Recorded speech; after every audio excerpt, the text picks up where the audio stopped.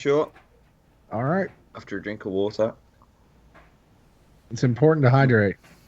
Exquisite council pop. All right, let's go. Ready? Ready. Welcome to Nintendo Dad's episode 228, recorded on the 2nd of May 2019. And on tonight's episode, we're discussing the end of an era. Is the 3DS officially dead? And also Sonic's Double-Eye Calamity. Jesse, bring us in.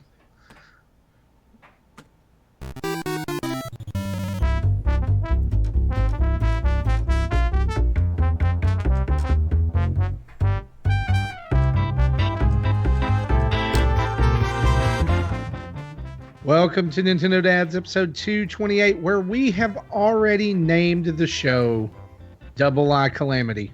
Write it down. It's just too good. Oh, man, Gary, I don't know where you come up with this stuff. It is May 2nd, 2019, and my name is Marty Estes. I'm glad that you're joining us tonight. And with me in podcast land tonight is the one and only Jesse Waldack. Man, how the heck are you? Greetings. I'm doing well. It's been a long day. I'm really wanted to hit the pillow, but I'm like, no, I can't do it yet. No, we have to bring the podcast goodness to the peeps. We need to discuss and all the horrible things we saw yesterday. That is true. We are scarred beyond belief. And speaking of scarred beyond belief, Mr. Gary Gray, straight from the UK. How are you? It's another one of those death before decaf mornings. So full on coffee. Amen, brother. Followed by a delicious water. And we're ready to do this. I don't even know why decaf coffee exists. It's to trick the mind. It's like caffeine-free diet Mountain Dew. Like, why? Yeah, I mean, like, I don't drink Mountain Dew. Well, I mean, I do drink it for the taste, but seriously. I drank a real Mountain Dew for the first time in a long time. I've done diet for so many years. And I drank a real Mountain Dew for the first time like a week ago, and I thought I was going to die. Like, I thought I could start. I started being able to, like, smell colors. It's kind of like I feel like my eyes kind of look like when Lisa Simpson falls in or drinks the water out of the amusement park land that they went to in that one Simpsons episode. She declared herself the Lizard Queen. I don't think I saw that yeah. one. I know which one you're on about. Yeah. That's kind of how I felt drinking that Mountain Dew. Well, guys, we're hyped up tonight, and it's not just on Mountain Dew. We're hyped up on a ton, and really we're lying when we say that because it's not been a ton of news this week, but it's been some good stuff. And we've got some good stuff to talk about on tonight's show, as well as not just some news, but some rumors and some discussion to have around that trailer that dropped this week. We'll get there here in just a few minutes, but let's hit the news first, shall we?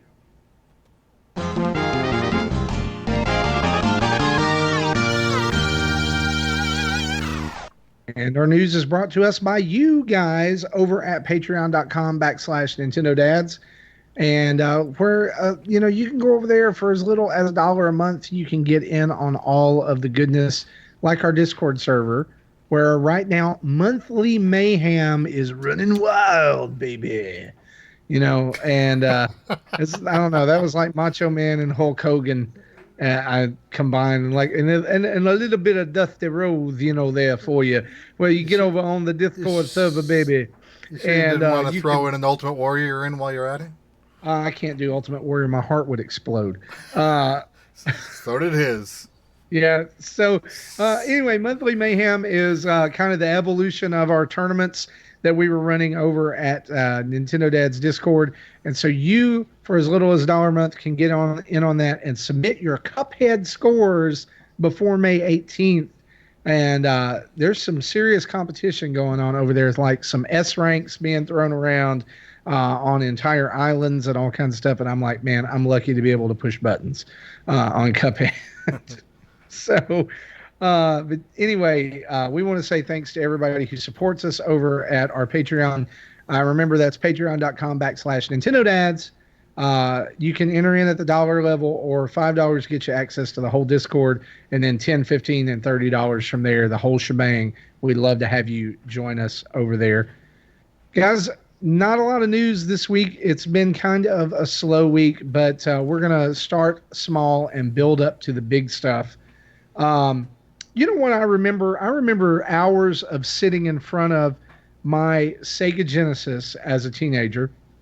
Yes, I did own a Sega Genesis, or the Mega Drive, as Gary would know it as, and others. But I loved my Sega Genesis. I loved Sonic the Hedgehog 1, 2, and 3. But there was a special place in my heart for a game that was developed by this little developer called Interplay. You guys remember Earthworm Jim? I've never played it myself, but I do remember seeing commercials for it. And wasn't there a Gary, cartoon you ever too? play Earthworm Jim? I loved Earthworm Jim until he appeared in Clay Fighters. Oh yeah. Oh, Yeah. I forgot he was in there. That was like 33 and a third, right? Yeah, that's right. Yeah. I loved Earthworm Jim so much that they did like a Sega CD version that had an extra level, and I rebought it for Sega CD. Wow, that's commitment. That's definitely commitment. And look, when you were there were a few things Nintendo would have and Sega would have simultaneous releases in the 90s, and there would be things that were different, things that stick out to me, like specifically Mortal Kombat was so different on both systems, and this was back during an era of censorship that was a little bit more rampant than it is now. And Nintendo's version of Mortal Kombat, while graphically and sonically superior, it had sweat, Yeah. and weird neutered fatalities. But the Sega Genesis version didn't have blood either, but it had the code, that you could put in Abacab, and you could get blood in there. You had to unlock it. But then Nintendo came back with Mortal Kombat 2, and it was full blood and full graphics, and everything was great. But I remember the Sega Genesis version of Earthworm Jim because it had the superior soundtrack. To me, the music was just way better on the Genesis, and I remember playing the crap out of that game. Fond memories of Earthworm Jim, and then switching over to the Super Nintendo for Earthworm Jim 2. You may say, Marty, why are we waxing poetic about Earthworm Jim? Well, it was announced this week that a new Earthworm Jim game is in development. It's actually going to be Earthworm Jim 3, and it's coming out for the Intellivision Amiibo. Yep. Let me, as my son says, let me insert something here. And you would have to watch this on YouTube to understand this. Hands together, boy. Why in the world is this game coming out on the Intellivision Amiibo? Jesse, please enlighten us, because I know you know the answer to this. Well, actually, I don't know why it is. What I do know is that it's like a new team who apparently got the license to make an Earthworm Jim game, and on Saturday afternoon at noon Pacific, there's going to be a live stream design meeting with the original creators and the new creators to discuss designs, and apparently it'll also be interactive with the viewers, so people can type into the chat and get responses back. I'm hoping to give it a watch if I can, or at least watch a replay of it later, just to see what they say. But yeah, see, when they announced the Amiibo, they did say they were going to emulate pretty much all the old games that they could have the licensing to, and have new exclusive games, and this apparently is the first one. Honestly, I thought that you would know the history of this because of the players involved, and that's why I said I think you would know. Who is the current CEO of Intellivision? Tommy Tallarico. Yes. Who worked for Interplay back in the day? Tommy Tallarico. I did not know that. He did the music for Earthworm Jim. Oh, that's why. And so no wonder this game is coming out for the Intellivision Amiibo, which is a console, and I'm going to go ahead and say this here, and some people will probably go, "Oh, Marty's turned into bad, dark, evil, inverse, negative Marty again." Nobody will remember this console. I probably will. But It's going to yeah, go the but way of the 3DO, the Atari Lynx, the Atari yeah. Jaguar, and the CDI. I'm sorry. I owned a Jaguar. Did you really? Yeah. And it had that The weird weird controller with number the pad controller? yeah, with the weird like cardboard inserts to tell you what the controls were because it was horrendous. Well, What was the big the game? original Intellivision What did was that like the too. big fighting game that was supposed to come out for that? I can't remember. I can't really remember the name of the games that we had. We had this one like spaceship game, and it had this green head in the corner, this like alien woman, and she just used to yap on like really irritating. Like, oh, where did you learn how to fly? And you're like, well, I'm trying to play the game, but the controls are so bad. I'm looking at the games that came out for this system right now. Wow, Yeah. wow. It had some games that were actually pretty big names like NBA Jam, Tournament Edition. They had Doom. The very first Rayman was on there, and who can forget the classic Baldies What? and I forgot. I've never heard of that one. Pinball Fantasies. So Earthworm Jim is so painfully 90s. I remember watching the cartoon as a kid and playing the game and stuff. I'm not quite so sure if it's going to translate as well into today's era as well as other mascot characters have. Humor-wise especially, like he would have to take a bit of a step up in terms of humor. I don't think he's going to revive as well as stuff like Crash Bandicoot and stuff. Yeah, I think that this is a stretch for nostalgia. Like, I'm excited about the game. I would really like to play it. And someone on Twitter, I tweeted about how sad it was that there was a new Earthworm Jim game coming, and that it was not going to be on the Switch, or any other console that anybody would ever play. And they reminded me, Towerfall, which is one of my favorite multiplayer games on Switch right now, that was actually made by the creator of Celeste, Matt Makes Games. It was a system exclusive when it first debuted. Do you know what system it was for? Is it going to be Ouya by any chance? Yes. Yeah. Yes, it was on the Ouya. Yeah, that's the thing. I mean, I could see this. I could see Earthworm Jim not being system exclusive for very long. Oh no, I mean, if they put significant resources into it, it's not gonna be.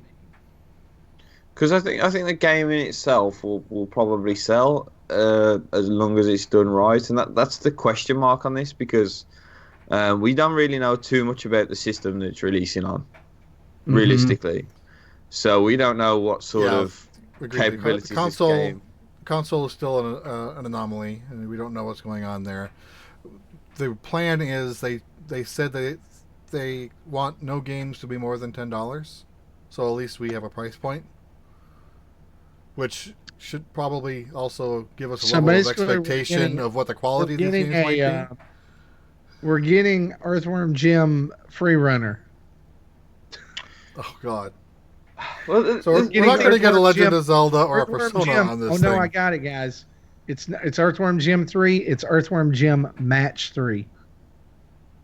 the thing is with the $10 games, I mean the toolkits for game production is there's a lot of shortcuts you could take and a lot of sort of pre-packs you can buy and stuff to help your development away.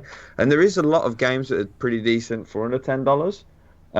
So I think because the foundation of Earthworm Jim's already there and the way that it used to play and stuff, they might even utilize the original engine. So I don't think that it's out of the realms of possibility for it to be at least good on $10. Playing off what you said about a Match 3 game, the Intellivision controllers are supposed to have little mini screens.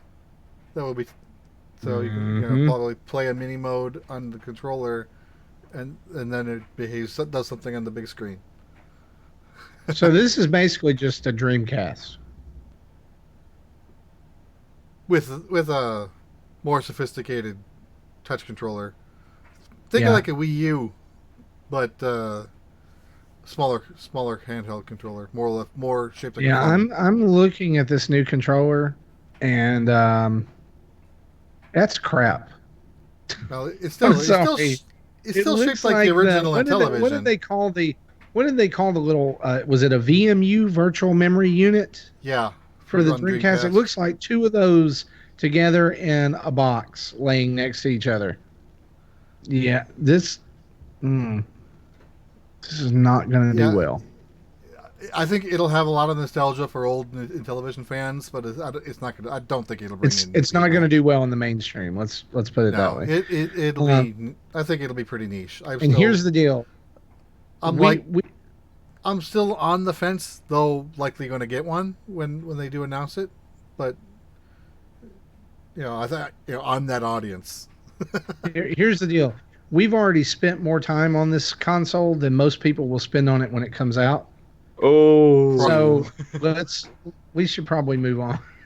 Nice. Just a quick thing on the Intellivision, right? A lot of people, when the NES Classic and Super NES Classic came out, they're like, "I wish I could buy more games for it, maybe some Wi-Fi capabilities, all that sort of stuff." This is exactly what you're getting with this, and yet people are saying that they don't want it.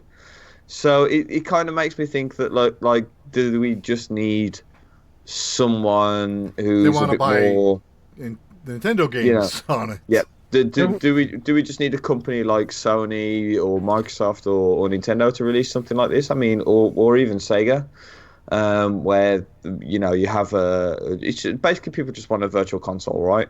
And the trouble is licensing with these old games can be really awkward. So yeah, it's going to be interesting to see how it pans out. Personally, I'm not going to shoot it down yet.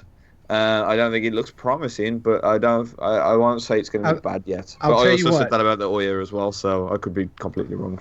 Gary. I'll tell you this. Here you go. You ready? I will buy this console if they make Cool Spot 2. If I get another sprite based Cool Spot game or 7 Up, whatever it was, I'm in. You Let's know, do it. you Because just hit nostalgia right deep in the bone. Then, Well, see, that's Arthur. the thing is I know that that's a game that will never see the light of day again. Even though y'all y'all don't know how crazy the '90s were with Yo Noid the game and uh, uh, the Cool Spot and Mick Kids and all that. And let me tell you what, Yo Noid and Cool Spot and Mick Kids, all three of those were fantastic games. The thing is, when you say Cool Spot, it just reminds me of the Games Master. I suppose you guys didn't get that program because it was very English. I But don't think you so. had a famous astronomer as the Games Master, and he was like, he normally appeared as a big head, and he always wore a monocle. Like the guy just wore a monocle anyway. And you could write in asking for tips and tricks on games. And I just remember the Cool Spot one because he basically taught you how to just skip the entire level. It's like Oh, that's- there's a tree trunk on the level, and you jump into the tree trunk, and you're at the end. You're welcome. No. You So know what basically, else? I want to know how to get good at the game. Yeah, just skip it. Don't bother playing it. This, and I know we are way off, but this is good stuff because you know what another fantastic licensed game from the '90s were that will never see another light of day, and that is the Micro Machines racing game. Oh yes, Micro Machines V3. I used to love that one Come on the on, PlayStation 1, come but on! like, I played it on the NES. I had Yeah. that on the NES. Apparently, it was a bootleg cart. It wasn't officially licensed by Nintendo, if I heard right. Later, later. I mean, what do kids in our generation have to compare to this? The Burger King games that they gave away for Xbox 360 That's pretty much 10 it. years ago. Yeah, like Intellivision used to Sneaking. have a Kool-Aid Man game. Kool-Aid Man, the game. That oh my gosh! And That- this That was like a mail order only game. yeah this now concludes nostalgia dads for tonight. We'll let Nintendo nostalgia stick to this stuff. Let's move on and talk about a little bit more news here. Right now, live on your Android or iOS device, you can go and download the Pokemon Pass mobile app. This is brand new. It launched today. And Yesterday. surprise, or it launched yesterday. Yeah. Surprise, it was developed or written by a Nintendo Dad's patron. John Blanco is one of the people on the three-man team to write the iOS version of this app. So what does this app do? Well, for now, it gives you access to AR-based stickers so that you can take photos of them and grant access. It also grants access to a special Pokemon in Let's Go games. So if you have Let's Go Pikachu, it will give you a shiny Eevee. If you have Let's Go Eevee, it will give you a shiny Pikachu, which sucks because I don't want Eevee. I want Pikachu. Anyway, notice they're not making a Detective Eevee game. Just saying, or movie. I'm just saying. It's because nobody likes Eevee. Oh, it looks like that's my Pokemon daughter's Pass favorite. isn't. It looks like Pokemon Pass isn't out in the UK, as is the case with Well, every Nintendo app that comes out. that's what happens when you get all those cool pre-order exclusives. You don't get the apps. Sorry. That's fine. That's a perfectly good trade for the Yeah, it really is. As soon as I said that, I was like, wait. This one actually sounds pretty good. I mean, the thing is with Mitoma when that went is I missed the doing the room up and the camera features that Mitoma had, and I still want like a Me Photo app. I actually enjoyed that, and like the creativity that people made from it was just phenomenal. Yeah, but let's face it, the rest of Mitoma was absolutely pointless. Yeah. Mitoma was a great idea on paper that did not turn into a great idea in the hand. But Jesse has some, though, and I guess we can talk about this, though, right, Jesse? I mean, you got a little inside baseball on this app, right? And I asked, I asked him a few questions and say, what we talk about, I do want to talk about in the show, so only say what you're willing to say, and he gave me a statement. Well, first of all, before that, I did a small little quick impression of the app on Twitter, not knowing John was involved with it yet. So my first thought was, looks like a big marketing tool. Unless they do something more interesting with this, I'm probably going to delete it. That's where I get my shiny. And then he responded with, there is more to come. So then he announced in our Discord that he was a developer on it. And I asked him if he had, wanted to give a statement that we can say on the show. His response was, the app will speak for itself as it fully rolls out. There will be some fun uses for it, and there'll be lots of rewards. Definitely worth keeping on your phone with notifications on, but it won't be a daily interactive app like Pokemon Go. It's more of a marketing tool with presence. Since the promotion came out for Pokemon, he will just be as surprised as everyone else. So he doesn't even know what it's going to be in the full end. He just designed the framework for it. And then I asked him, how long has he had to sit on his hands about this, and he didn't respond to me, but So apparently a while. He was really excited to talk about it when it was finally announced yesterday morning. Yeah. So it's out there. I will say when I went to download it just now that when I was in the App Store looking at it, it does not look at all like you would expect it to when you first bring it up. The icon is very non-Pokemon-ish. Right. The word pass is the biggest. Yeah. So don't let that throw you off. I mean, the inside the A in pass, there's a Pokeball, and I just at first I was like, is that it? Because I searched directly for Pokemon Pass, but it's there, and I guess it's there if you're in America right now. I don't know if it's out anywhere else. Tweet us and tell us, can you get Pokemon Pass? Yeah. And the other promotions are centered around Target So he said earlier that they don't have a target in his region. So unless they do something, Nintendo of Europe does something with a different store in his area, this might be North America exclusive. Oh wow. And that's going to make some shiny hunters mad. Right. But they probably already have shiny Pikachus and Eevees anyway. So let's move on. Let's talk about a couple other things. Again, not much news. Bloodstained Ritual of the Night has gotten a visual upgrade as well as a release date that was announced today. PlayStation release date video that was released shows various scenes of the game, comparing the old artwork to the new style. And this is done to answer some criticisms about where the art style was headed. The PS4 version of this is going to release on actually all system versions of this are going to release on June 18th, except the Switch version, which will come out a week later on June 25th. Also, the Bloodstained team says that the Switch version was quote overheating during PAX. Wow. So I would say that's probably why the extra week is there. Yeah. Is to make sure that everything is neat and tidy in the code. I know Justin kickstarted this one and he is looking forward to it. Hopefully they get it early and it's not another Mighty Number 9. Hey, Right. you can get it on release day like everybody else. I'm still waiting on my 3DS version of Mighty Number 9. We'll talk about that here in just a couple minutes. And yeah, it's not coming. It's not coming. It's never coming. It's never coming. Duncan, They took your money. If you're holding your breath for that game, what's wrong with you? If you're on that, you listen. You have a much more likely chance in reality right now of assembling the Infinity Stones than you do of playing Mighty Number 9 on 3DS.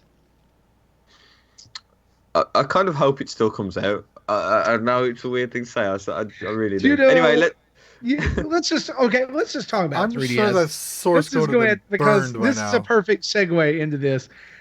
Gary, for your benefit, I'm gonna say this. I hope that the very last release on 3DS is Mighty Number 9.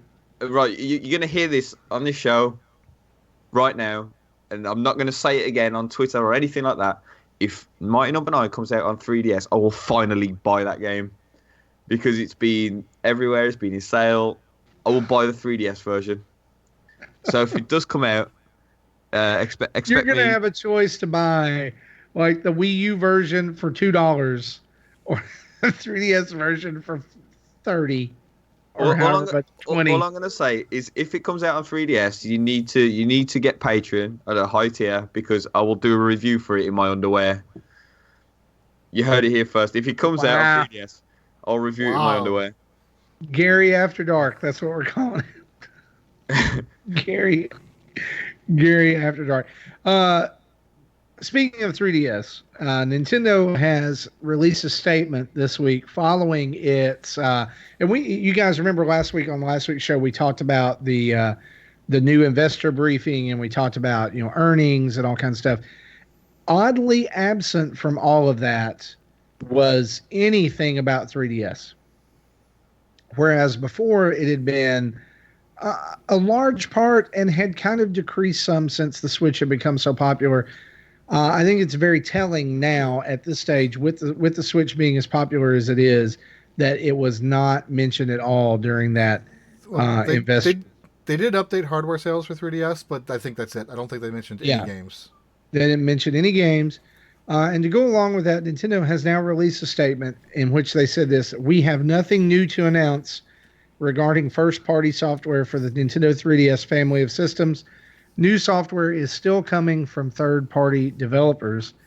And as Jesse and I were talking about prior to the show, if you look back at that investor briefing, revenue estimates for Nintendo are showing, at least in the console side, I think you said we're showing about 80 to 85% of that revenue coming from Switch. From Switch. I'm not sure if that was projection or is what happened last year. But and that total revenue for the company was 80-ish% Switch related, which means 3DS is no longer the breadwinner like it used to be. So whether it is last year or whether it's speculative for what they will earn in the new, physical year, I think both of those point to the fact that Nintendo, they're not going to have a funeral. They're not going to invite the press. They may not issue a statement, but our buddy, the 3DS, is riding quietly into the night. Yeah, I mean, the thing with 3DS as well is I know a lot of people have wanted it to go away since the Switch has launched, but I actually think that it phasing out itself was the natural way for it to go, because we all remember like the Wii, which is like Skyward Sword's out and that's it, and it felt like abrupt and empty and completely dead afterwards. So like buying Skyward Sword almost became like, do I really want to buy it when the system's just gonna die straight afterwards? And I think the 3DS has actually had a decent sort of slowdown towards the end. The games that were released at the end of the system, whereas they're only ports, they're really, really good ports as well. I was playing Kirby's Extra Epic Yarn for a while. I've had a little break from it, but it's a really good game. The port of Luigi Mansion, again, really good. And you got to remember that this system it's had a really long life. Sure, it has. Yeah, and being backward compatible with DS, you're going back to 2004. Yeah, it's had I believe a longer life than the vast majority of handhelds out there. So you know when the Wii U drought was real, and it was strong, the 3DS was my go-to Nintendo system. It was the system that I picked up and played and looked forward to games on. Where I think a lot of people, and we've discussed this round and round and round, but I think it comes back to what a lot of people, what kind of put the sour taste in their mouth or the bad taste in their mouth, however you want to call it, about the 3DS is that when Switch was new, that there were games that were obviously would have worked on Switch and would have sold more and had more hype and would have made a little bit more sense to be on Switch. Now, I get that dev cycles were probably well into it at that point. But if you look back at it too, Nintendo tried a couple of ways. Like if you'll notice, they did a couple of experiments with the 3DS over the past year and a half or so. They tried the just let's port a game and let's just put it on 3DS and see what happens. And that didn't sell well because I don't think Luigi's Mansion sold all that great. I'm pretty sure Kirby's Extra Epic Yarn did not sell great. No, and Mario and Luigi was reportedly one of the worst selling Mario games. Yeah. The other thing that they tried was let's release it on the Switch and the 3DS. Mm-hmm. And that happened with Sushi Strikers, and it also happened with Captain Toad. And I guess that probably didn't work very well either. Although, what's the interesting thing about that for me is, having played both of those games, I would have rather had Sushi Strikers be 3DS only, because I think it was built for that with the touchscreen and how you had to chain the sushi together. I would much rather have Captain Toad for Switch only, because that's an absolutely gorgeous game. And porting it to the 3D, I know what you're about to say, and you're wrong. But anyway, no, I'm not wrong. Like porting it to the 3DS and having to squeeze it down, it just loses something. Yeah, so what I was going to say, and why Martha thinks I'm wrong, is I've got Captain Toad on the Switch and the 3DS, and I prefer it on the 3DS. I much prefer it on the 3DS. There's no annoying cursor. There's still a mic, so those features work on it still. Oh, yeah. The touchscreen works on it really well. However, I can completely understand why people would rather play on the Switch. It is a shame that the 3DS is gone, but at the same time, the DS line held me more through the Wii era and the 3DS more through the Wii U era than the home consoles did. Except the Switch is the natural evolution of both of these markets. So unfortunately, things have to go away. I mean, the Game Boy went away, the DS line's now gone away. 15 years of DS. Yep. The Wii line went away, although I don't think many people missed the later half of that. What I think this points to more than anything, and again, following the old saying, where there's smoke, there's fire. I think this points to the fact that there is such a thing as a Switch Mini. Say again? I missed what you said. I think this points to the fact that there is such a thing that exists or will exist that as a Switch Mini. Yeah, which is what I've been saying. You know, and there's some interesting.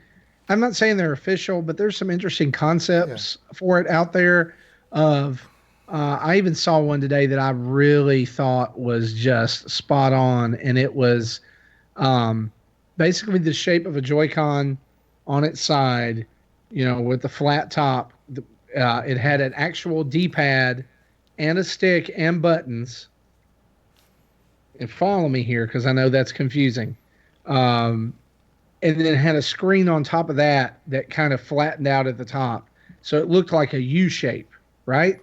Yeah. And the screen at the top, I didn't like this design. The screen at the top had a rail on it so that you could click a second Joy-Con on it and turn it on its side to play DS games. And I just thought that was pretty smart. It's a way that they could keep DS games out there and keep those sales for those coming as well. But I just think, they're not gonna exit the handheld market because they've dominated it for so long and it's brought them so much money. They're not going to exit the handheld market without having something in the pipe that comes after this. Yeah, so it's got to be a mini Switch. To be fair, even without the mini Switch, the Switch is that right way of going anyway. Right. I mean, essentially, the Switch is a really good handheld with home console capabilities. Mm-hmm. Yeah, I've found that honestly, I play my Switch 80% handheld, and I very rarely dock it. In fact, I almost prefer it handheld. So that'll tell you something right there. Saying that may be Nintendo very well for a while may give a lot of people what they wanted, which is okay. You've merged the dev teams. Stop trying to develop for two consoles. Just develop great games for the Switch because it's portable and at home. And I think that's where a lot of the frustration with continuing to develop for 3DS goes. But I think that the read between the lines of Nintendo's statement here, it's not we don't have anything new to announce. It's we're not going to announce anything new.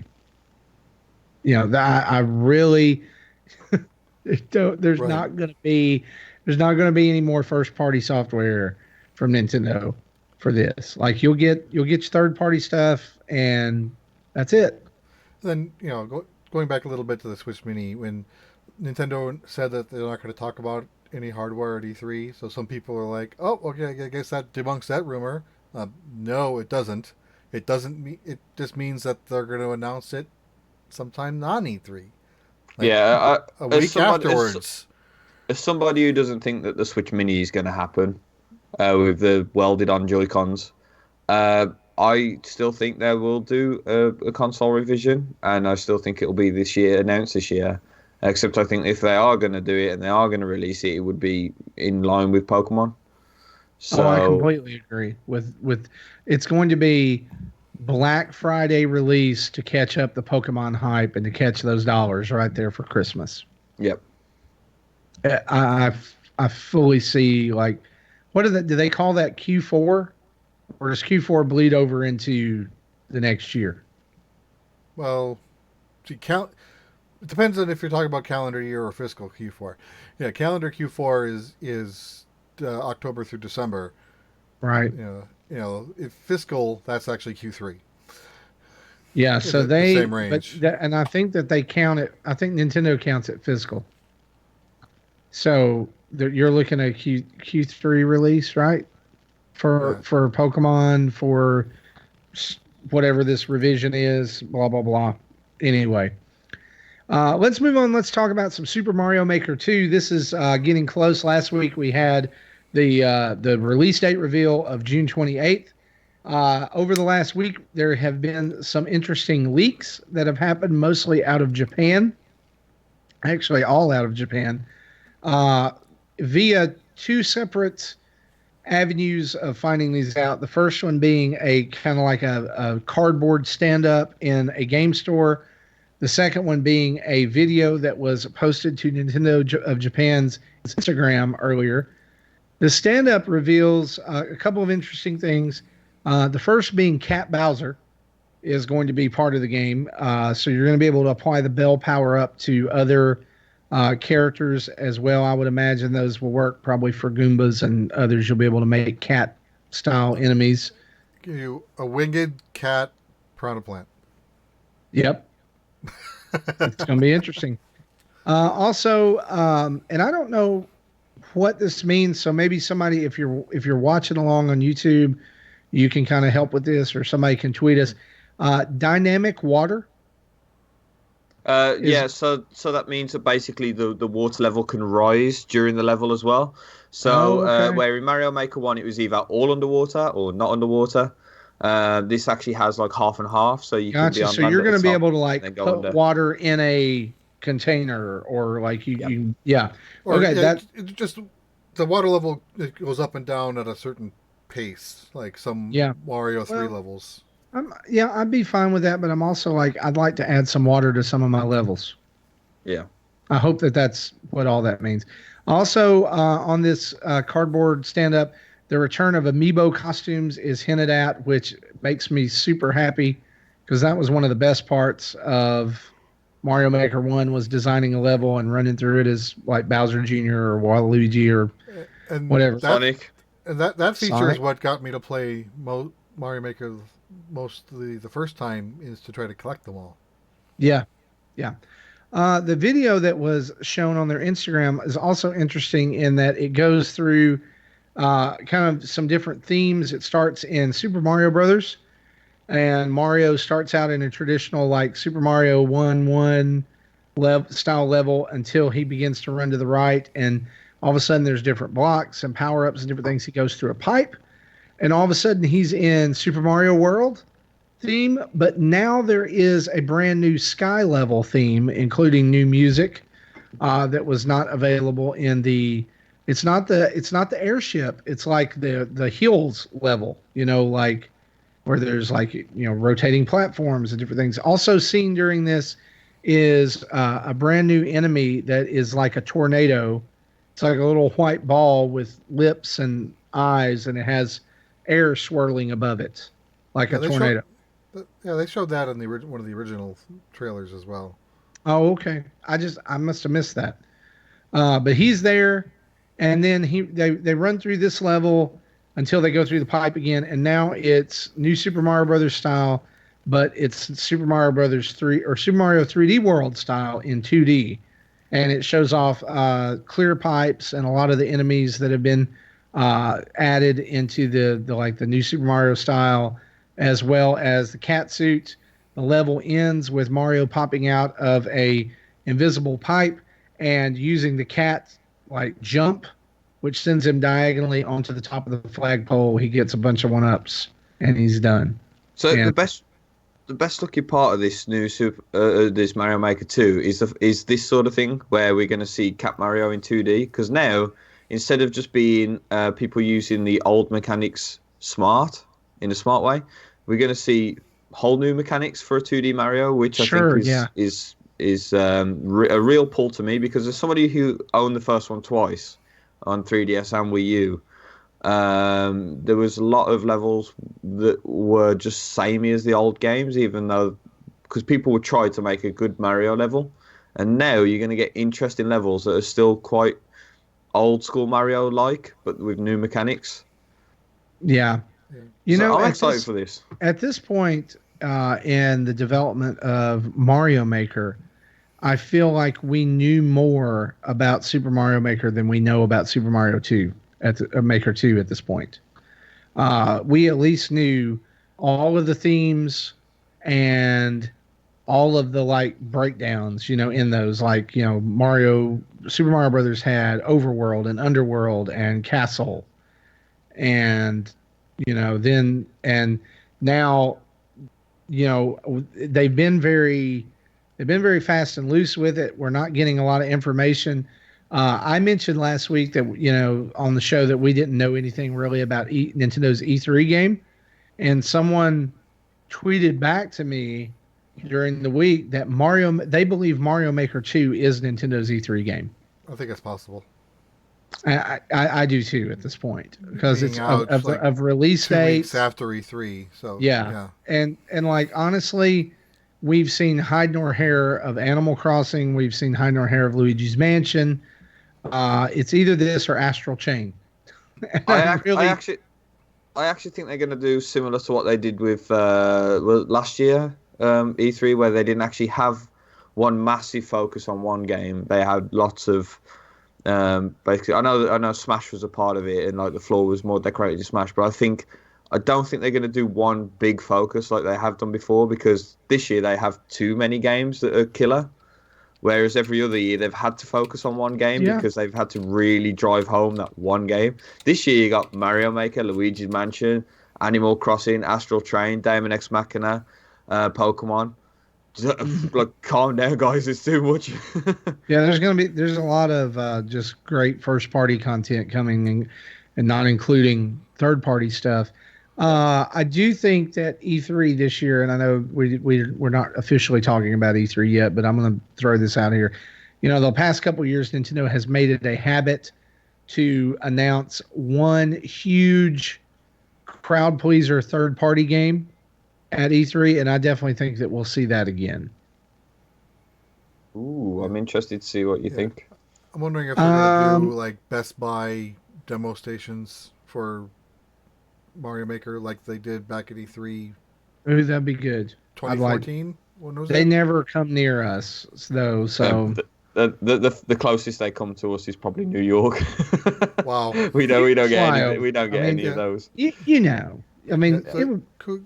going back to the video you talked about. So I took one of two ways that the game is going to end up working, because the original game, the start and the flagpole has to be on the same stage, but you can have a second stage that can do other things as long as you have a way to get back.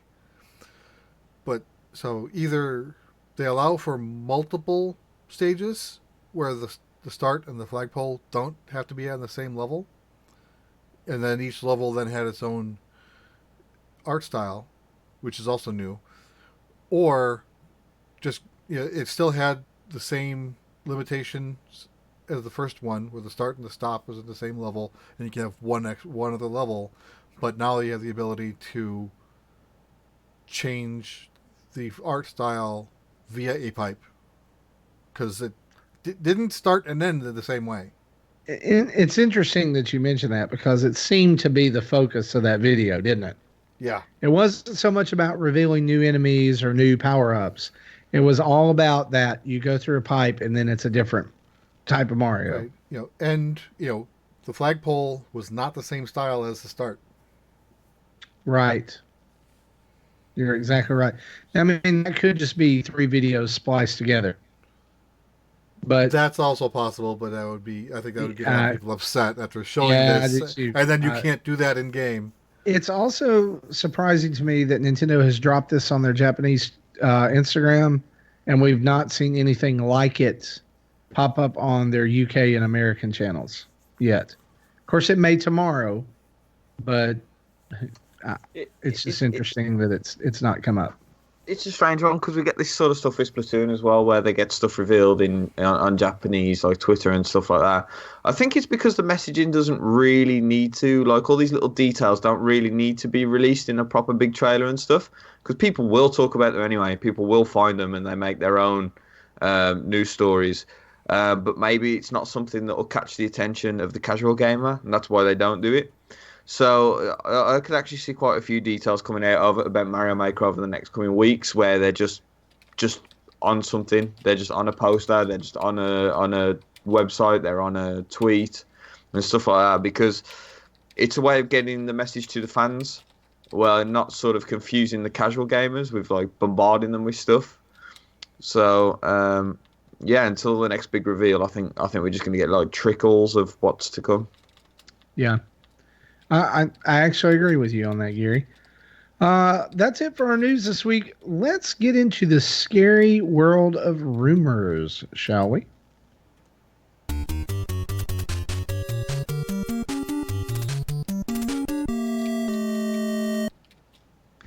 And I don't know if this is so much something that we might classify as a rumor this week, other than dive into wild speculation about what this means. Pokemon Company made a statement this week as they developed Pokemon Sword and Shield. And this was the comment that was made, that the new games are being developed to, quote, emphasize the fun of playing in handheld mode on the Switch. Now, I want I want to hear what you guys think about this before we talk about what the internet is saying about this. Because What the do you guys internet's think? wrong. Well, I don't necessarily was going to go there. I think the internet is worried about what this Yeah. means. So Uh, so my yeah, go ahead, Jesse. thoughts. So yeah, obviously, the game will be designed to be handheld and docked. It's not They're not going to limit it to handheld only, but I think because Pokemon has been traditionally a handheld franchise, they're still gonna be keep it with handheld in mind. So I think fonts will be bigger. So if you play it on big TV, it's going to look like you're playing a GBA on the TV, which looks pretty ugly. It may not be that drastic, but I think it will be perfectly playable handheld for those who want to. But again, I think it'll still be dockable, and you can still enjoy it that way if you want. But again, this is Pokemon is a series that is meant to, you go to the playground, connect two systems together, and trade and battle. That's how it always has been, and you can't do that when it's docked. I actually believe the same as Jesse. I think it just basically means that, like, as they're developing it, they're going to develop it on the same size screen as a handheld. So they're going to make it so you can read text, things are clearer, things stand out, or on handheld. So, like, for example, on some games when there's items about, they can be pretty hard to see on a small screen. But then as soon as you're playing on TV, they're obvious that they're there. Monster Hunter did basically something where on handheld it's really hard to read. It's really hard to read the text on Monster Hunter handheld because it looks like it was made to be more on the TV because of the upscaling. And I think that's basically it. That it's just going to be designed more on handheld so that it fits more to that naturally than it would if it's just squashed down from being developed on a big screen. And we know, based on the art style shown in the trailer, that it is not going to be graphically intensive. Yeah, We're not Right. going to get a Breath of the Wild style game that looks like Detective Pikachu. Right. Well, I think what people were worried about is something that you kind of both hit on, is that it would be developed in handheld only and it would be playable in handheld only. But I think that with the pressure that's on the Pokemon company as they develop this, that that would be shooting themselves in the foot. And I think they know that. But I also go back to an earlier article an earlier statement that they made back before they even revealed Pokemon Sword and Pokemon Shield, that one of the developers was basically quoted as saying, "Developing for the Switch has been more difficult than we thought it would be." Yeah. And so I think that this first time out, what people are wanting is that Breath of the Wild style Detective Pikachu game, but what they're going to get is pretty 3DS. yeah. I mean, well, you could take that quote in any direction that you want as well. It doesn't necessarily mean that it's the Switch itself that's hard to develop for. You got to remember that this is their first full-blown original RPG in Yeah. HD, and they've And gone up while from they have 3DS. done polygonal models before in the 3DS, they're going from 240p to 1080p. Yeah. That they have to be able to account for and But, still but make it look why? nice. I guess my question in that would be is, like, you're scaling up, right? You're going from like you said 240p to 1080p. It's going to not just the scale of the, like, the design art wise and everything, but like the scope of the project, why not hire people who can help you with that? Well, we don't necessarily know that they haven't. I mean, True. we didn't find out that Breath of the Wild was part developed by Monolith Soft until like a couple of months before release. Um, so they could well have done something like that, or even just hired people in advance. Um, yeah, I think And it could even just be a marketing thing. Just put this word out, make people go crazy, make them remember that Pokemon is a portable game. yeah, and Nintendo knows based on history how much it costs them to make each game. Each game. Obviously the Switch is going to be a little bit more intensive because of you know the time it needs to do the higher models and whatnot. But also, they're going to be charging $20 more than the previous generation's mainline series per unit, and this will definitely be at least a 10 million seller. So Oh yeah. they know what their revenue stream is going to look like. I don't know what their budget is and what their profits are looking like, but at least they have an idea of, they know it's going to be an increase in revenue just because it's on a Switch versus a 3DS, and so they know they have more money to throw around at it if they want to, and still be profitable. Yeah. So it'll be interesting to see what comes out with this. Of course, we're definitely going to get more news about Pokemon at E3. I think it's inevitable. And we've gotten the setting, we've gotten the three starters. We'll start to get into a few more systems from the game, and maybe the story as well, and evolutions. I fully expect revealed evolutions at E3, at least the middle ones. Maybe not the final. Yeah, of course. But there will be. Very few people care about the middle ones. At least I don't. It's the final Yeah. ones that I think they'll really probably I think they'll probably focus more on like returning Pokemon or new Pokemon other than the starters, and they may even show off like one of the armored evolutions and talk about the armor a little bit because we know that's coming as well. want. So Maybe talk more about Meltan if that yeah, is involved in the story. I highly believe, Jesse, that Meltan plus another Pokemon equals Well, armored right. evolution. Well, just like Zekrom back in X and Y. Yeah. When we said the next game's going to be Z, and they didn't do a next game, but they just jumped right to Sun and Moon. Hmm. And Zekrom was a big part of that game's plot. Yeah. So Yeah. Absolutely. they'll use them Meltan in the plot in some way. Yeah, they don't just They're develop not Pokemon and they're then not gonna throw throw them out those there, away. especially legendaries like that. Let's discuss something. How about that?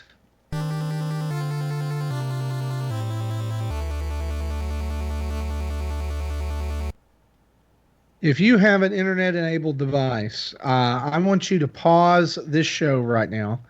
Actually, don't pause it just yet. I want you to do this. Go to this. Uh, Go throw in your Google machine or YouTube machine Sonic the Hedgehog trailer 2019, and now go find that and pause it and go watch that before we talk about this next segment because it probably won't make as much sense or be as infuriating or laugh inducing if you have not seen that trailer. So go Sonic the Hedgehog trailer 2019, pause the show, go watch it, and we'll be waiting for you when you come back. So on Tuesday of this week, the very first trailer for the live-action Sonic the Hedgehog movie dropped to almost unanimous, complete and utter disgust. What? Mainly due to the design of Sonic. Now, we had already seen some maybe promotional artwork that they said was not finalized. We had already seen some of the silhouettes and the view of his legs on some of the like the preview posters.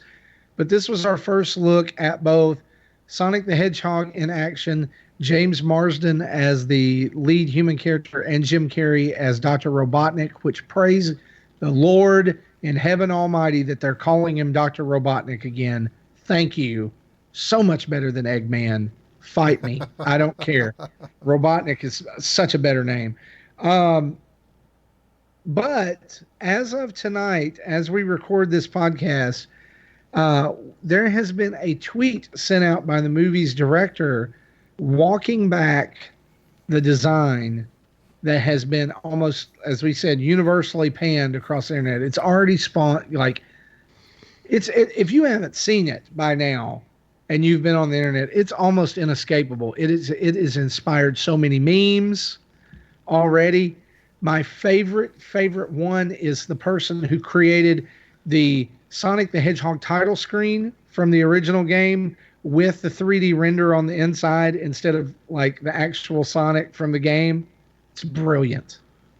The one I saw that's horrifying is they took the eyes out and put it in place of its mouth, and then took the mouth out and put them in place of its eyes. What?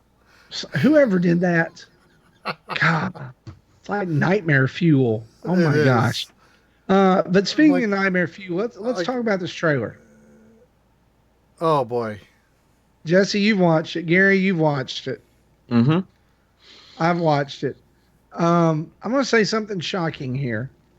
And after I've kind of crapped all over it here for the last few minutes, I think if they do some tweaks to the design and do some things, and they are tonally aware of themselves in the script beyond what we have seen, this would be a great kids movie.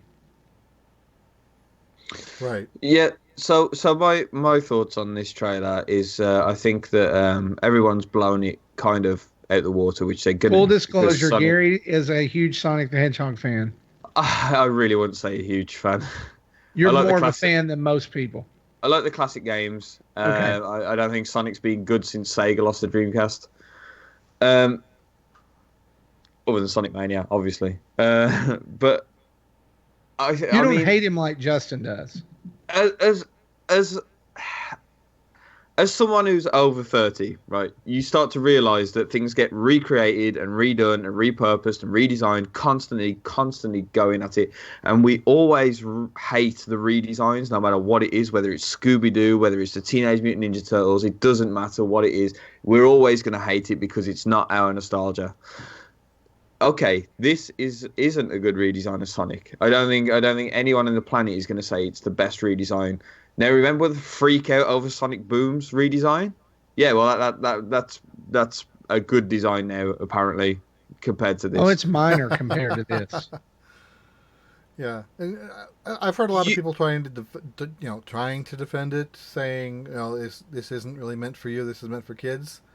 I gotta say no, because we're the ones with the nostalgia. We're the ones with the money to go to the movies. Honestly, you're exactly right, because kids have, most kids, I don't think, have any attachment to the character of Sonic the Hedgehog, because it's not been a driving force in video games. Yeah.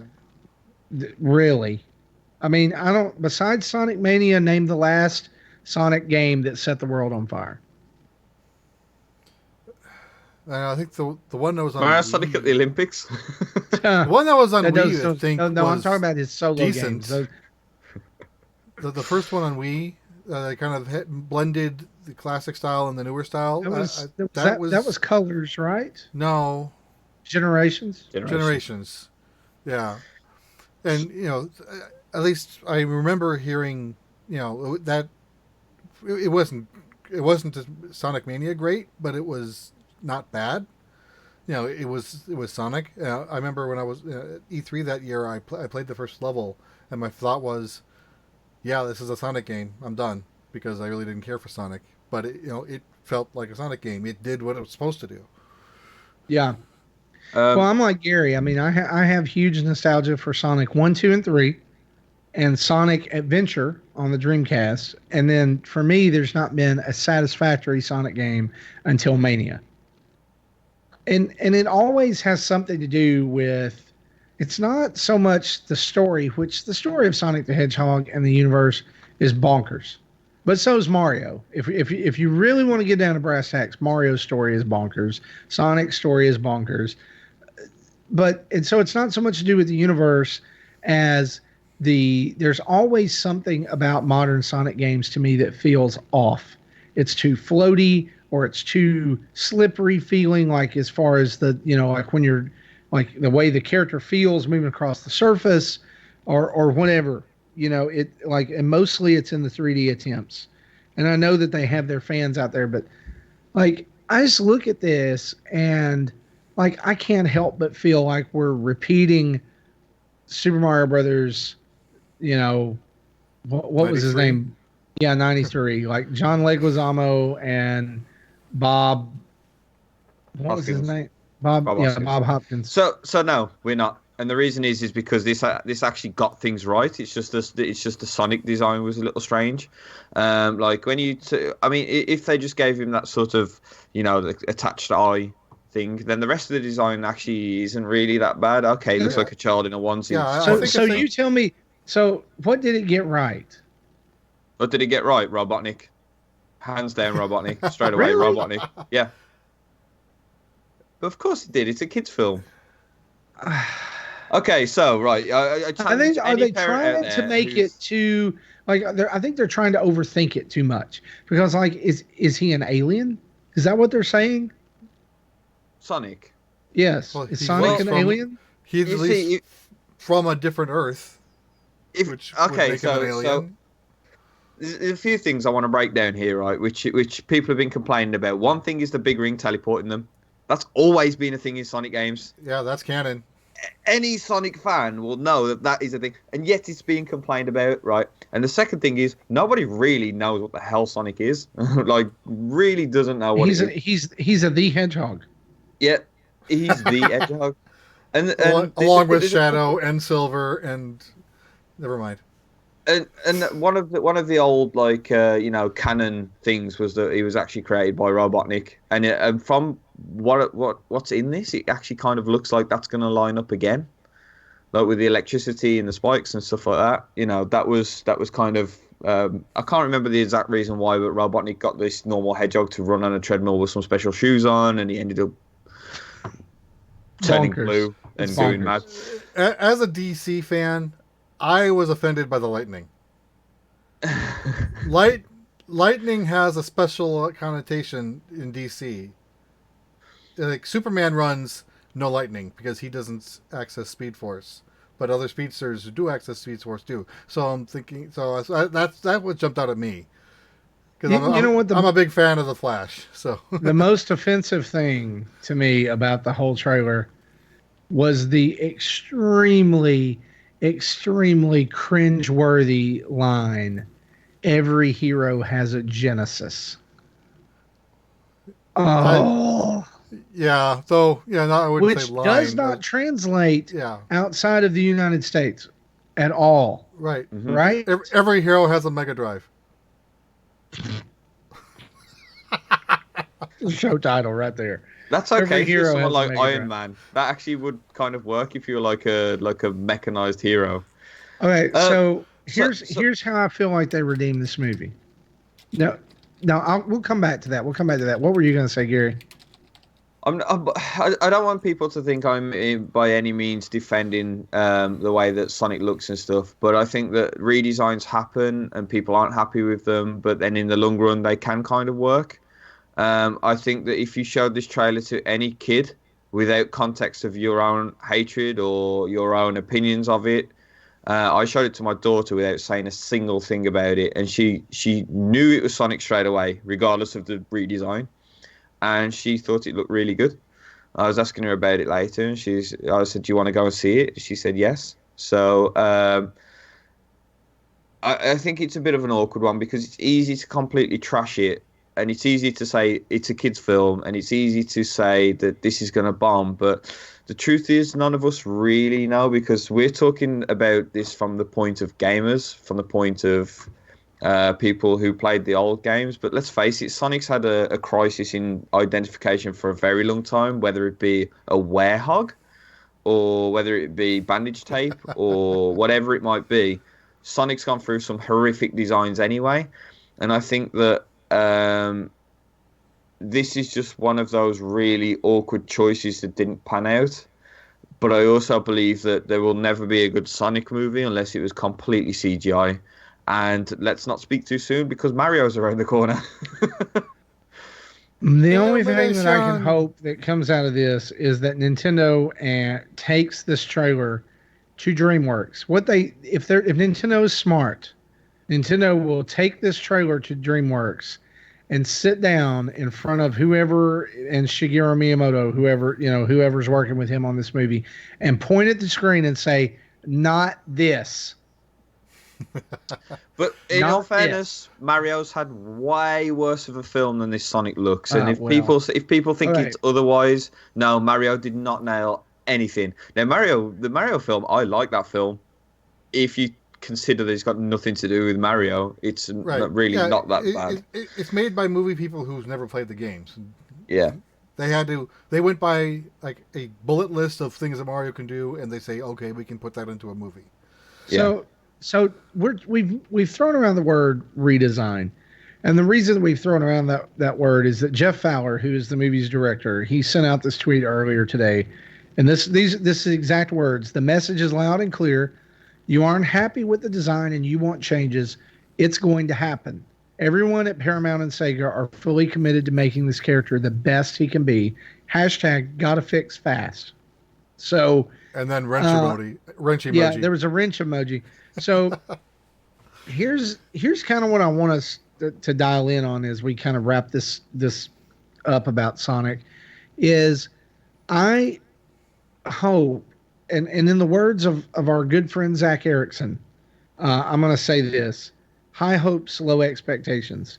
What I hope that you're not doing out there in listener land is expecting the next time you see Sonic in a trailer for it to look like Sonic CD has come to life, right? Right. Or the original Sonic the Hedgehog, because we were talking about this. We were talking about this kind of before the show. I would say expect some tweaking of the eyes, expect some tweaking of the teeth, which is another thing that people have just hammered on over the last few days. Expect some tweaking, maybe of the proportions, and that's it. Yeah, I mean, they've I don't think they're going to do much with the height. It's because no. I'm talking about like torso and leg length and things like that. Yeah. The overall height, I think they can't tweak because they've recorded the actors looking at this height, and if they shrink Sonic, it won't make any sense. But yeah, I agree.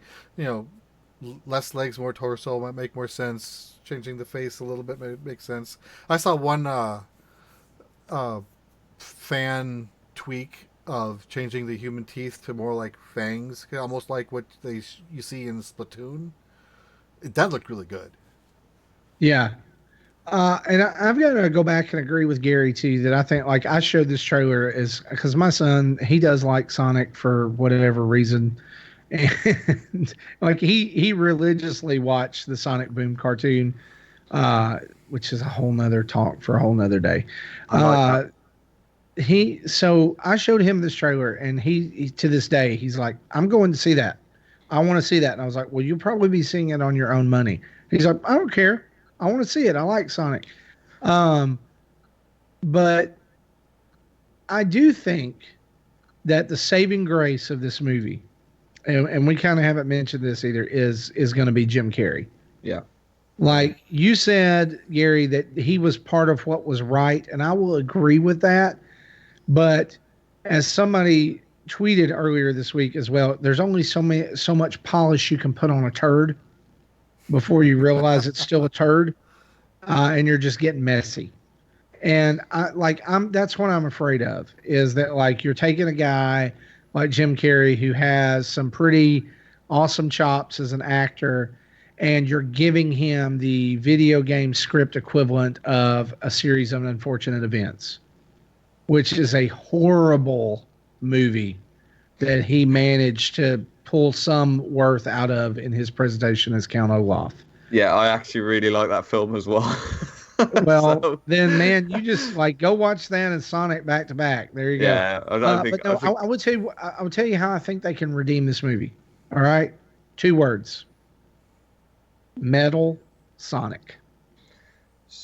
so. The one thing that I'm taking from this and this fix is that they're not going to be able to do too much because let's face it, they probably put millions of dollars into promotional art already that's come out. So it's way too late to do a redesign. They're just going to retract the teeth a little bit, and that's it. Um, I think that Jim Carrey. I think that this is more of an origin story of Robotnik, from what I gather about it. And I think that Jim Carrey looks like he's going to do a really good job, especially at the end of the trailer when you saw him as like the Robotnik with the Where bald do you head think and the that big comes in mustache. in the movie? I think he's going to be towards the end. Yeah, what I was seeing, because if you look at the background of that scene, you see like It's tall mushroom. mushrooms. Yeah, so I think maybe when he'll go through a ring warp and Yeah. kind of in the Sonic world be a transformation, so he's more fits in with that, which means Sonic may have be a transform from that's different from what he is in his world when he enters ours. See, what I Which think is that he goes into that world and he goes nuts. Yeah. that's possible. I, It's kind of uh, like the old Warner Brothers cartoons. Like I can't catch, uh, Tom can't catch Jerry. So at the end of the episode, Tom is nuts and he's like going, and doing Yeah, all that. That's robotic. yeah. I can see that. I think that the warp rings are going to be a big part in it, and I think that if I mean people could correct me if I'm wrong here, but I believe that Sonic X cartoon did the thing with the warp ring where it was between two different dimensions, between like the animal world, human world. So that's been done before, and I believe that's probably the route they're going with this. Um, Overall, I actually think it looks half decent. I don't really like Sonic's design, but I can live with it. I don't think they'll ever use that going forward ever again after this. But I think that it'll be kind of a fun film. I don't really think it'll do too well at the box office, but I think that Jim Carrey will do pretty good, considering that he hasn't really done anything very good for a long time. I think that this could be the role where he's at his funniest he's been for a while. Yeah, it's kind of that mid '90s Ace Ventura style Jim Carrey, right? That we haven't seen in a long time. Um, Like I watched most of The Mask a few months ago, and I'm like, oh, I forgot how funny this is. yeah, it's actually really good. It's a lot better than some people give it credit for. Let's close up our discussion about this movie with this. Uh, Sonic is known for having friends, right? Tons of friends that never seem to end. Over under on Amy, Knuckles, or Tails in this movie. Um, I I think Tails is probably the most likely because he was the first sidekick. But yeah, but if we get an Amy, I think we have Knuckles, and I think we get at least all three. I mean, It's those are the big three, right? yeah, right. I think it kind of goes in order with the Tails, Knuckles, Amy, in terms of probability. Yeah. Gary, what do you think? I hope they're not in it, but Yeah, if Sonic looks like that, just imagine what everyone else will look like. yeah, I kind of hope they're not in it, but I can see Tails being in it. I personally, deep down, I would kind of like to see Tails, um, but I want I don't want what the will discussion one of about the- the what will redesign. that I look will like say animated? one of the funniest designs or memes that I saw was like the original, promotional artwork for Sonic, and it says Sonic the Hedgehog, and then underneath I have like the same background, and it says Tails, and it has this like ratty, dilapidated fox puppet, and it says Tails wants to die. Wow. Yeah, there was I've seen one where there was a adult puppet show in England called Mongrels, and one of the lead characters in it is this like really scruffy looking dirty fox, Yes, that's who's got him. like hole in the ear and stuff like that. And Yes. I've seen him put into the poster as Tails, which is pretty funny. But with the digitized teeth and eyes. Oh God. Uh, Oh, uh, before we get grossed out too much, let's talk about a couple of events. well, did you want me to, where did that one audio cue you wanted me to cue up? We never got a chance to use it. Want me to throw it in now Oh or? yeah, okay. I did ask Jesse to pull up a general audio cue about how we felt about the Sonic movie, and here it is.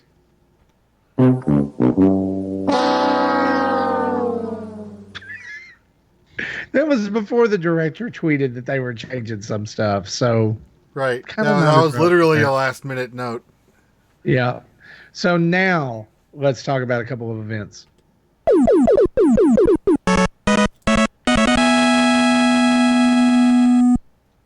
Not just Pokemon Go this week, but let's talk about some Pokemon Let's Go as well.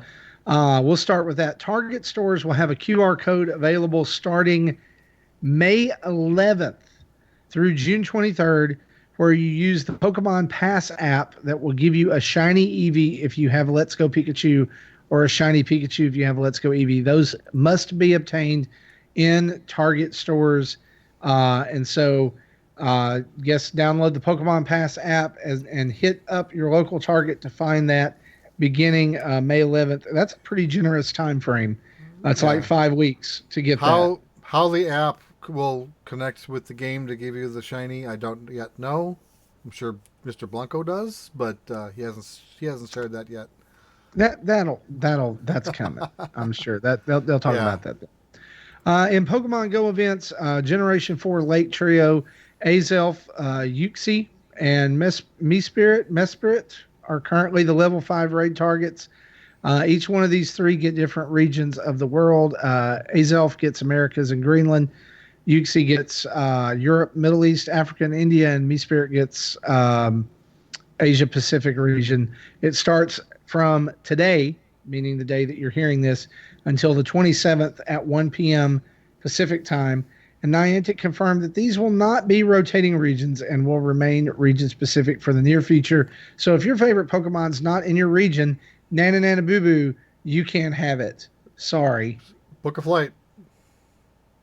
Yep.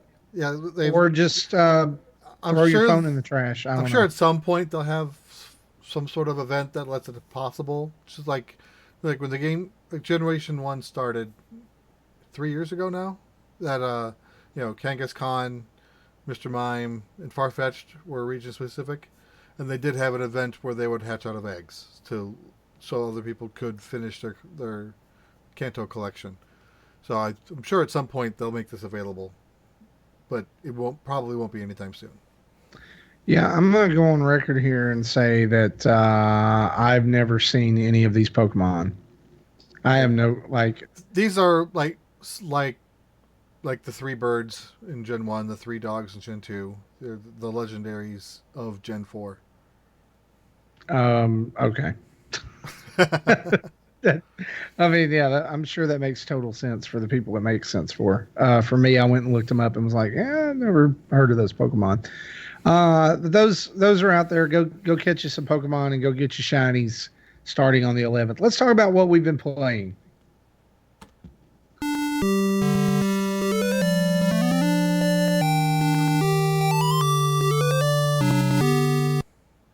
Gary gets to start first this week because he's been playing my favorite Nintendo Switch game of all time. I've been playing Enter the Gungeon. Now, Yes. a game that my brother peer pressured me into buying because he's put like 120 hours into it. Is that all? I'm gonna start off by saying I have no idea how he could put 120 hours into Enter the Gungeon. But this is coming from quite early impressions. He hasn't got his hooks into me. And there's a disclaimer: I'm not a fan of roguelikes, so I've been enjoying it. I think that mechanically, like the way it plays out, and some of the enemy designs and the gun designs and stuff are awesome. I'm feeling a burn already because of the unlocking and the way the roguelikes generally work. Like I've done a run on it probably about 20 times and don't feel like I've got anywhere and unlocked anything. and it's starting to grind to a halt for me. It's very luck based, like depending on what weapons you get and if chests appear with what's in them. And I've had runs where I haven't picked up any guns before I've fought at least the first boss, who's then nearly killed me outright. Yep, that happens. And I don't like that about roguelikes. I like a sense of accomplishment when I play games. So I like to play a game and feel like I've done something, i.e., So beat a you boss on like a Cuphead. modified roguelike then, like Flint Hook. Flint Hook allows you to unlock permanent upgrades. Yes, I prefer that. Like Crypt of the Necrodancer is probably the best roguelike, in my opinion, that I've played. The one that's most suited to me anyway. And that's because you can purchase permanent upgrades so that you know Sure. that your next run is going to be a little bit easier, or there's going to be a higher chance of something appearing. Now, Um, and I don't know, I think maybe it was Justin that I talked to about this. I mean, there are things that you unlock during Enter the Gungeon. yeah, Uh, so, yeah, but a lot of times where I can see it being frustrating is they don't necessarily explain what all of those things do. yeah, And most of your unlocks in Gungeon are now you've bought this gun and now you have a chance for it to show up in the Gungeon, right? So there's like you might buy a plasma blaster, and it's not that you're going to start with the plasma blaster next time, it's that it may show up in a treasure chest. And yeah. of course, the more guns you end up buying, the Less smaller the likely you get. probability of that specific gun Yeah. landing because there's more in the pool to choose from. One thing that I didn't know until we did actually play Enter the Gungeon in a tournament here toward the end of season 2 was that you can actually shoot the treasure chests when you find them. And sometimes you'll get what's inside, other times you'll get junk. But sometimes, very rarely, that junk will be living. And his name is Sir Junkin. And he will follow you around and attack enemies. And when you blow up treasure chests and you feed Wow. him junk, he'll power up. And so on the one run that I first discovered him on, by the end, he had a shield, a glowing sword, and wings. And he did most of my killing for me. Yeah. It was Yeah. fantastic. So I mean, I put Marty has his own little minion. Sir Junkin. He was brilliant. I've put a fair chunk of time into it, but like I said, the majority of my runs have been randomly bad. Like they haven't generated guns, and if they have, they've been worse guns than the gun I start with. So yeah, I'm starting to get burnt out by it already. Like unless stuff starts unlocking on it pretty soon, I can imagine myself just putting it down and not playing it again. Which I have done with other roguelikes. I've owned other roguelikes on a Switch, and I've done the same with those. If they haven't unlocked stuff fast enough, or I don't feel like I'm getting anywhere, then I just put it down and don't play it again. My time's quite limited. There's a lot of games out there, so I'm perfectly capable of doing that, really. But like I say, from how it plays pretty well. There is a few performance hiccups every now and again, like it'll stop dead and stutter. I don't know if that's always been in it or whether it came with the last update. I have no idea. But other than that, everything's really good on it. Graphically, it looks really cool. I like the idea of the silly guns. The bosses from the odd few I've seen are really funny as well. So yeah, I'm going to give it its fair shake still. But I just hope it starts unlocking stuff that's actually worthwhile on it soon. And there's like the more time that you spend into it, the more time you invest. And I think this is roguelike, primer 101. The more time you invest on it and learning the system, you learn how to exploit the system in a way. As like you can really exploit that dodge roll. Yeah. And my problem with that is playing it. I forget about the dodge roll sometimes. Like I forget that you can do it, and I've heard, like it's originally mapped to the A button, and I think you can change that. And I've seen some success in like mapping it to like the left trigger, shoot being the right trigger, and dodge roll being the left trigger. As a default, it's mapped to A and L. So I use L to dodge roll, R to shoot. Yeah. So Man, it's good. I would recommend you putting some more time into it. I mean, I know like I love it because most times I'm going to play and it's going to be like a 30-minute clip and that's going to be like that's a run, you Yeah. know, and that's what I have. It's kind of my like when I'm stressed, like that's my game, that's my go-to. Unless Yeah. I just like I'm getting a few runs, like I die early and I'm just getting runs where they're throwing just really powerful crap at you at the beginning. And that's one thing too about getting its hooks in you is that you're playing after the Farewell to Arms and the Gungeons and Dragons update.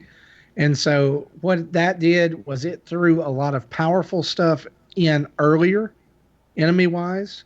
So like have you encountered the spiders yet? No. Oh my god. The spiders are just a Oh nightmare. no, sorry. Yes, I have. They shoot Yeah, webs. it shoots the Yeah. webs Yeah. and but like it also spins around and bullets go everywhere. Yeah, Yeah. see those weren't even in the that was a Dungeons and Dragons like they added that enemy in. So for like when I was quote getting good at Gungeon, which I'm not good because I've never beaten it with any of the characters, but when I was learning it, those that was not a thing. Some of the mechanics were not even in the game yet. And So so, it's what you make of it. really, my takeaway from it is it's sort of cemented that I'm not really a fan of roguelikes. I completely understand why people do. Like, I understand that people just enjoy the game for the games. But as I said, when I play a game, really, I like the sense of progression. I like to know that something's gone forward, that something's happening, that something's amounting to something. You don't get that with a lot of roguelikes. You get playthroughs and sittings when nothing will happen. You'll do a run, you'll die, nothing's unlocked. You're back Yeah. to the start, and nothing at all has gone on. And that's happened a couple of times in Enter the Gungeon for me so far. So we'll see. If I talk about it next week's episode, then obviously I've been enjoying it. If not, then Okay. I haven't. But I have been playing another game, very, very briefly last night called Swords of Ditto, which is basically if you guys have seen It'll Do Too, it's a lot like that. It's sort of a Zelda clone in the art style of like modern Cartoon Network stuff, like Adventure Time, and it seems like a really fun sort of light-hearted Zelda clone. Um, but I haven't put enough time into it to really give any sort of opinions. But it's got like a charming art style, and the music's pretty cool. It also guide you where to go. So there's like a symbol of a sword appear on the edge of the screen, which is where you got to go towards. I'm not sure if that's going to stay on it or not. If it does, then okay, you're guided through it and it's fairly handholdy. But that's my worry about it. Is so far is that it's going to do that throughout the entire game, and you're not going to have any sense of exploration because the world looks beautiful. So it'd be a shame if it's like played through by guiding you in one direction constantly. But I'll have some more opinions on that next week. I'm going to put a bit more time into it. Like I say, it does look really fun. Awesome. Awesome. Jesse, what have you been playing? Well, I have nothing new. Just continuing what we were talked about last week. Picross 3, I finished with the new color puzzle modes. We only had like 30 puzzles total. It was like 3 pages of 10, but they were fun. They did get a little bit challenging at the end, which is what I'm hoping for. And I hope there's more of that, in whatever next game they do. So then I started with the regular mode and just starting with that, and then it also has the clip Picross mode and the mega Picross mode. So there's still probably 40 hours left, or 30 to 40 hours of puzzles left for me to get at. So, but I spent most of my time playing more to the Legend of Zelda Spirit Tracks. The One of I my had favorite this. Zeldas. Is it really? Yeah, I love Okay. Spirit Tracks. All right, because I I know a lot of people don't, but I love it way more than Phantom Hourglass. yeah, I Yes. remember liking the game. I thought I finished the game, though I'm not remembering anything anymore. But so maybe I didn't, or maybe I completely forgot. I did think I like it better than Phantom Hourglass just because that central dungeon isn't as repetitive. Yeah. But I found once I got into the fourth region with the lava region, and they give you the freight car. So now you have to there. Yeah, there's a small mandatory quest where you have to start hauling cargo, and then it turn into side quests later where you're hauling more cargo in addition to hauling people. That I think the pacing just completely derails, and that pun I agree with that. I pun definitely was agree with that. completely intended. I really like Spirit Tracks compared to much better than Phantom Hourglass. I have the same complaints as you. I think some of the train sections later on in the game actually made it worse. I think it's artificial, or what we might call artificial or manufactured length. Yeah, it's trying to make the game longer, just to say it's oh yeah, it's a 10-hour game. Oh yeah, it's a 15-hour game. Whatever. Then you complete a side quest which will give you 10 extra feet of track, but you go there and now there's a small settlement with another quest for you to do, which will then unlock more tracks. So it kind of turns into a perpetual side quest-a-thon if you fall into that hole. And I thought I remember collecting a lot of the train parts the first time I played. I haven't even started thinking about that yet, so I don't know if I'm not as far into the game as I think I am, or I'm just not doing as many treasures as I did that I can sell in for train parts. So I'm not sure exactly what the difference is yet. So I just completed the fire dungeon, so the spirit tower is complete, and I'm on my way up trying to get to the top. My takeaway from Spirit Tracks is that the dungeons were incredibly well designed. Like, I really, really enjoyed the dungeons.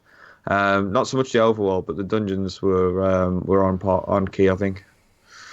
Well, the thing with it is they didn't have to do much overworld design, really. Yeah. You're on a train, and look, if you don't like this game, what kind of heartless monster are you? It's Zelda Choo Choo time, right? I mean, it's come on. So I understand why they would want to throw dangers at you, just so you're paying attention and not falling asleep while you're getting from point A to point B. But sometimes I think there's way too many. There's definitely way too many. So it's like I said, this is one of my favorite Zelda games, but it's not without its flaws, and some of them are pretty big. Yeah, so I think around the halfway point, the pacing just dies, and then, so I'm still having fun, but I think I'm not having as much fun as I remember having when I first played this. I think the point that we're trying to get at here is that more games need to be set on trains.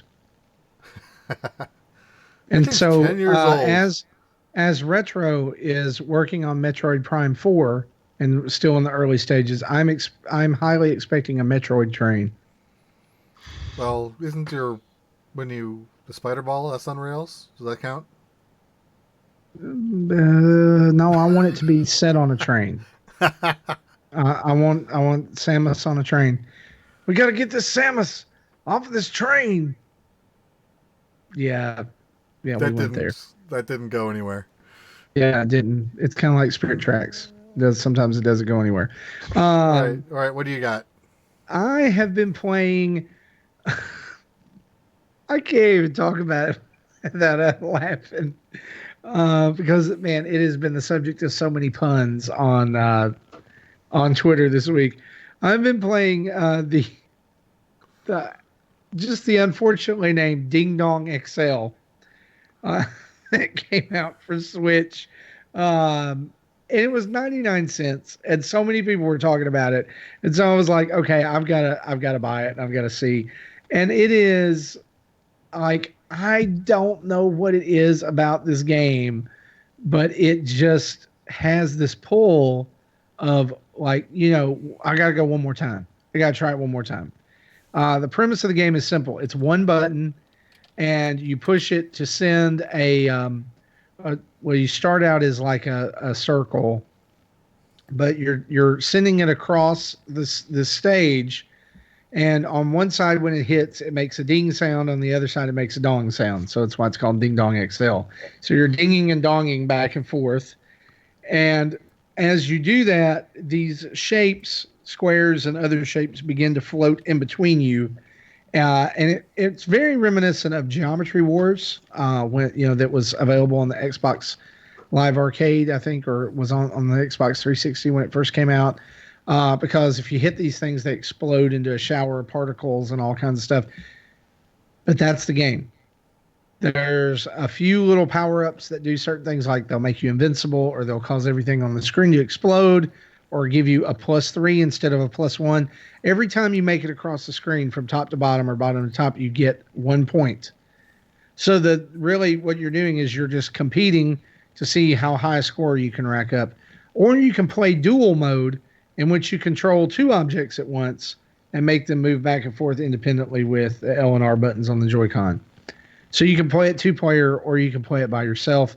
That is the most brain-busting part of the game to me. Like, I try to do both and have them, and all I can do is make them move at the same time. Like, I cannot get my brain wrapped around making them go up and down and wait, because if you wait, your shape begins to, whatever it is, and I say shape because there's circles, and then there's also Greg Miller from Kind of Funny. His head is one of the shapes.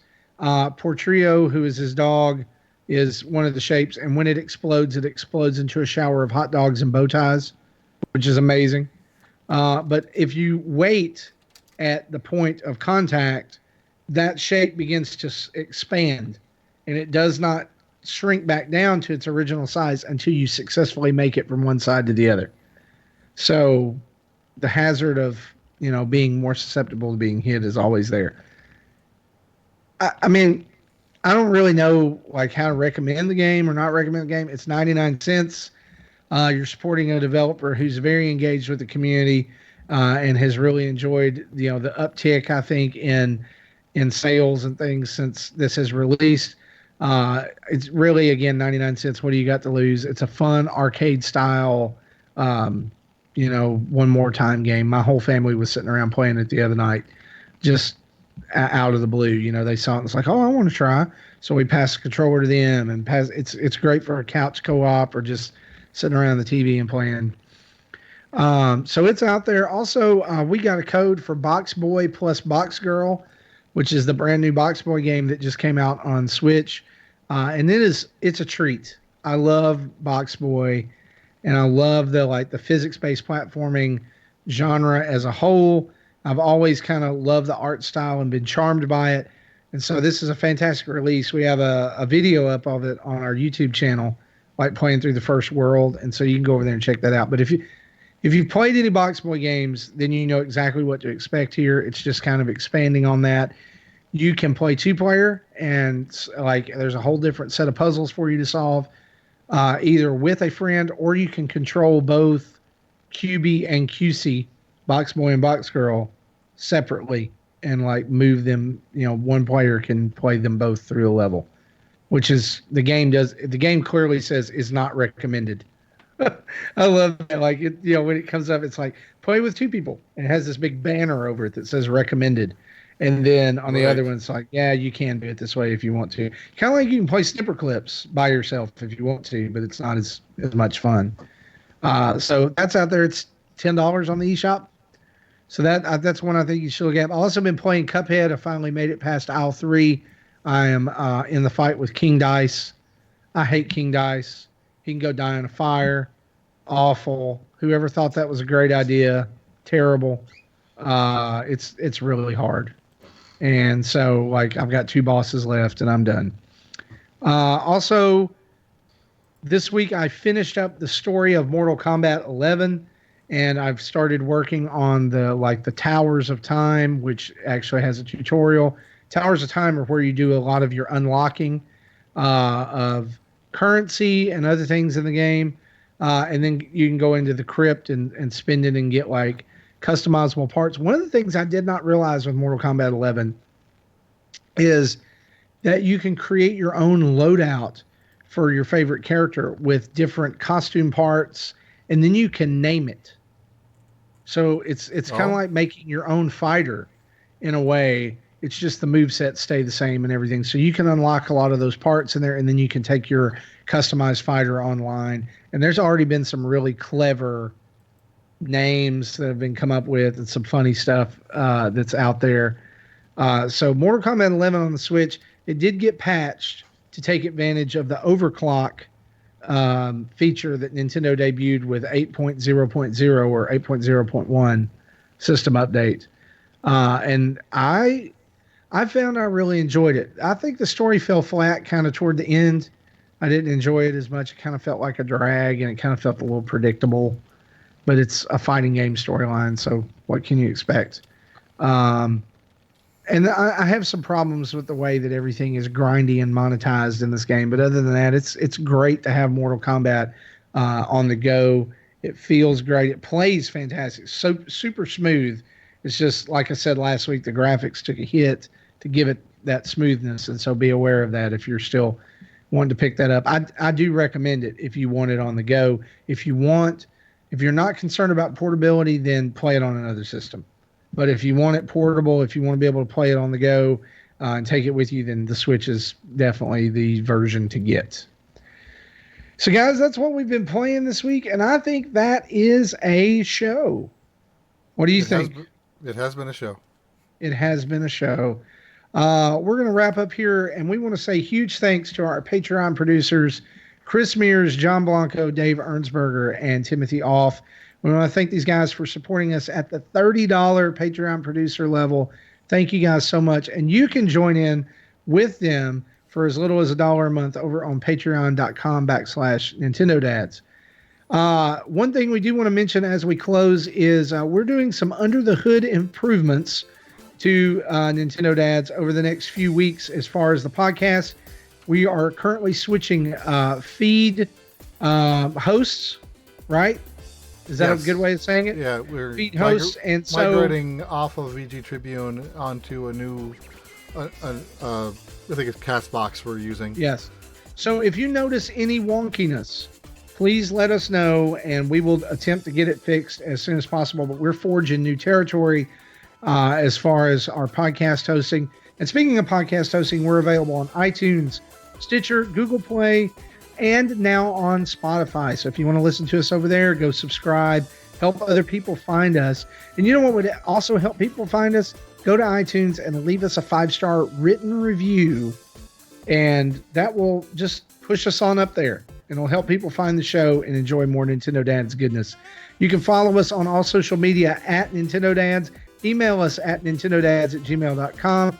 Call in and leave us a voicemail at 929-25-NDADS. That's 929-256-3237. And if you want to buy some sweet Nintendo Dads merch, tiny.cc/Nintendo Dads store has got you the hookup. I want to say a big thanks to OC Remix for the music used throughout the show, and Adam Leonard and Carter Johnson for always supporting us with spectacular art and avatars. For me, for Jesse, for Gary, this has been episode 228 of Nintendo Dads. Bye-bye.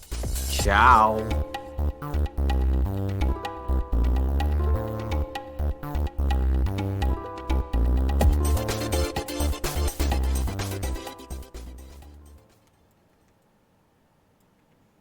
Thank you for listening to Nintendo Dads.